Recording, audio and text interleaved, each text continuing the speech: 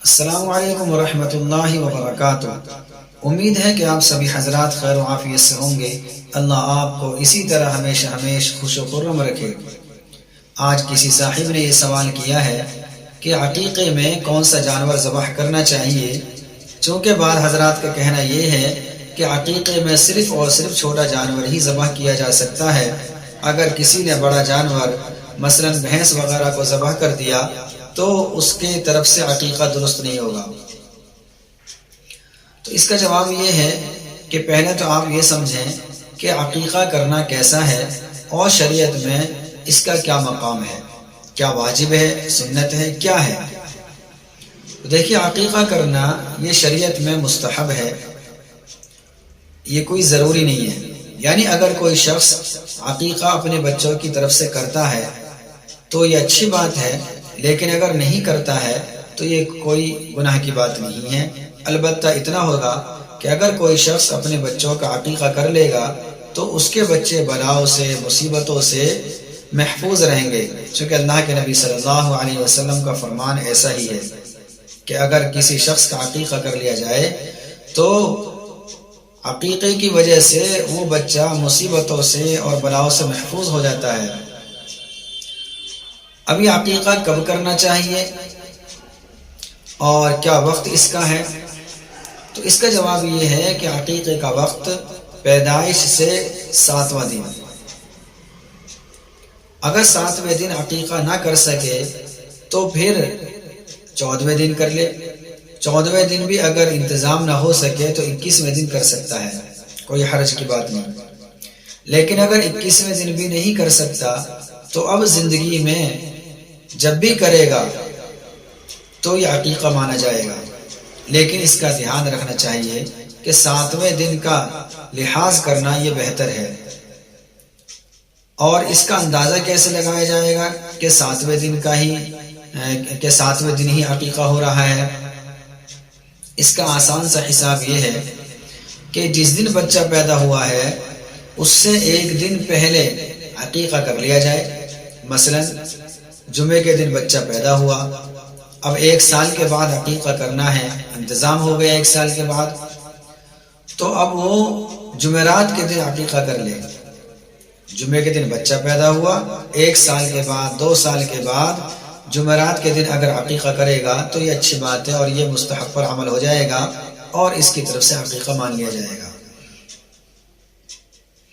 اب رہی یہ بات کہ عقیقے میں کون سے جانور کو ذبح کرنا چاہیے، تو اس کا جواب بہت آسان ہے کہ جن جانوروں کی قربانی کرنا جائز ہے اور عید الاضحیٰ کے موقع پر جن جانوروں کی قربانی ہو سکتی ہے انہی جانوروں کو عقیقے میں ذبح کرنا بالکل درست ہے، اور ان جانوروں کے ذبح کرنے سے عقیقہ مان لیا جاتا ہے اور عقیقہ ہو جاتا ہے۔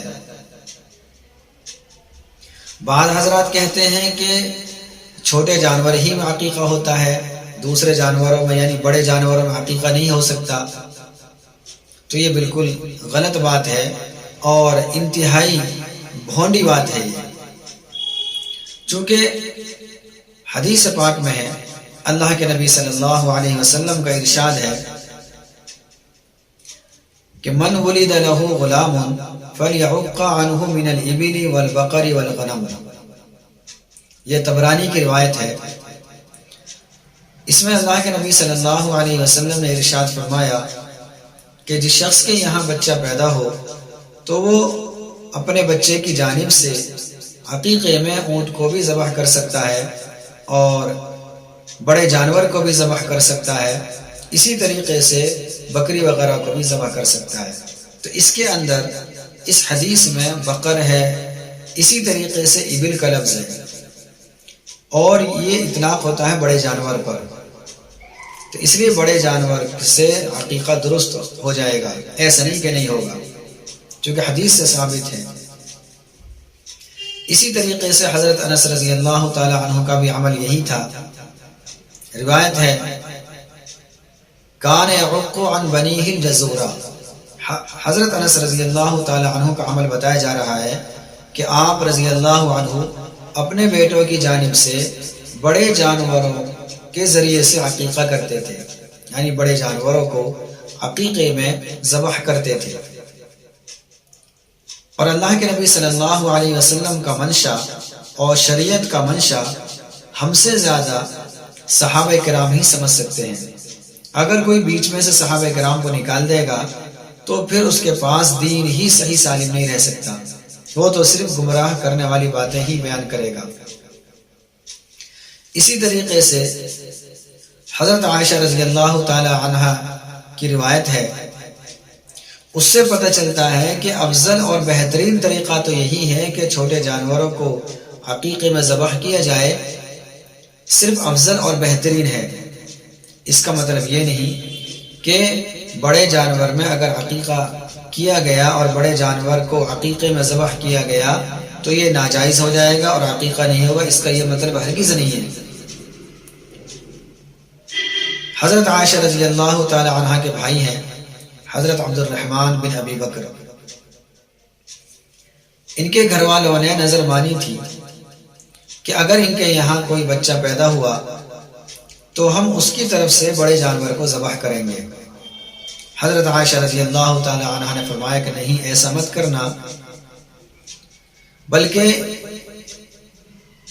الفاظ یہ ہیں لا بل السنت افضل عن الغلام شاتان مکافئتان وعن الجاریت شاتن، کہ سنت افضل ہے، اور وہ افضل اور بہتر کیا ہے؟ بہتر طریقہ یہ ہے کہ لڑکے کی جانب سے 2 بکریاں اور لڑکے کی جانب سے 1 بکری۔ یہ حضرت عائشہ رضی اللہ عنہا نے بہتر طریقہ بتایا ہے۔ اس میں یہ نہیں کہا کہ اگر بڑے جانور کو ذبح کر لیا تو عقیقہ درست ہی نہیں ہوگا۔ تو اس روایت سے یہ پتہ چلا کہ بہتر اور افضل طریقہ یہی ہے کہ چھوٹے جانور کو ذبح کیا جائے۔ اب لڑکا ہو یا لڑکی ہو، لڑکے کی جانب سے 2 بکرے 2 بکریاں، اسی طریقے سے بڑے جانور میں 2 حصے اگر گنجائش ہے تو لیے جا سکتے ہیں، کوئی حرج کی بات نہیں۔ اور لڑکی کی جانب سے 1 حصہ بڑے جانور میں، چاہے 1 بکری ذبح کر دی جائے چاہے 1 بکرا ذبح کر دیا جائے۔ لیکن اگر گنجائش نہیں ہے تو پھر لڑکے کی جانب سے بھی 1 حصہ کافی ہو سکتا ہے، اور 1 بکرا یا 1 بکری جس کی بھی گنجائش ہے اس کے ذریعے سے وہ اس کا عقیقہ کیا کر سکتا ہے۔ اس میں کوئی بڑی بات نہیں ہے۔ بعض لوگ یہ سمجھتے ہیں کہ اگر لڑکا ہے تو اس کے لیے 2 بکرے ہی کرنا ضروری ہے، اور اگر لڑکی ہے تو اس کے لیے 1 بکری کرنا ضروری ہے۔ یہ بھی غلط ہے، بلکہ لڑکا ہو یا لڑکی، چاہے لڑکے کی جانب سے 2 حصے کر دے یا 2 بکرے ذبح کر دے، اگر گنجائش ہے، صاحب وسعت ہے تو اس کو 2 بکرے ہی ذبح کرنے چاہیے۔ لیکن اگر صاحب وسعت نہیں ہے اور وہ اپنے بچے کا عقیقہ کرنا چاہ رہا ہے تو پھر چاہے تو وہ 1 بکرا یا 1 بکری ذبح کر دے، یا پھر بڑے جانور میں 1 حصہ لے لے۔ یہاں تک کہ قربانی کے دنوں میں اگر کسی شخص نے قربانی کے جانور میں اپنے بچے کی جانب سے عقیقے کا 1 حصہ لے لیا تب بھی درست ہے، اور اس کا عقیقہ ہو جائے گا، اور باقی لوگوں کی قربانی میں کوئی فرق نہیں آئے گا۔ السلام علیکم ورحمۃ اللہ وبرکاتہ۔